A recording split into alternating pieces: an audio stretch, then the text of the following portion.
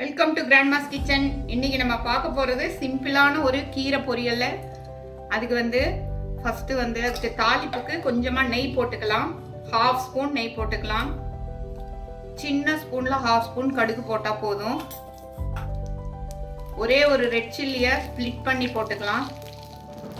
அப்புறம் ஒரு medium size வெங்காயம் பொடி பொடியாக கட் பண்ணி வச்சுருக்கேன், அதையும் போட்டுட்டேன். இதை லைட்டாக ஃப்ரை பண்ணிக்கலாம். ஒரு மீடியம் சைஸ் கீரை கட்டு பொடி பொடியாக கட் பண்ணி வச்சிருக்கேன், அதையும் போட்டுறேன். நான்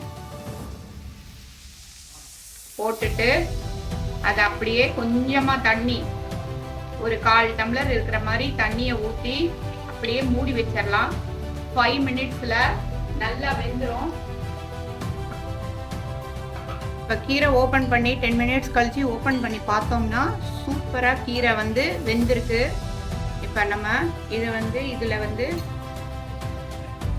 தேவையான அளவு ஒரு 1/4 ஸ்பூன் அளவு உப்பு போட்டுடலாம். அதுக்கப்புறம் தேங்காய் போட்டுடலாம். ஒரே ஒரு கலக்கி ஆஃப் பண்ணிடலாம்.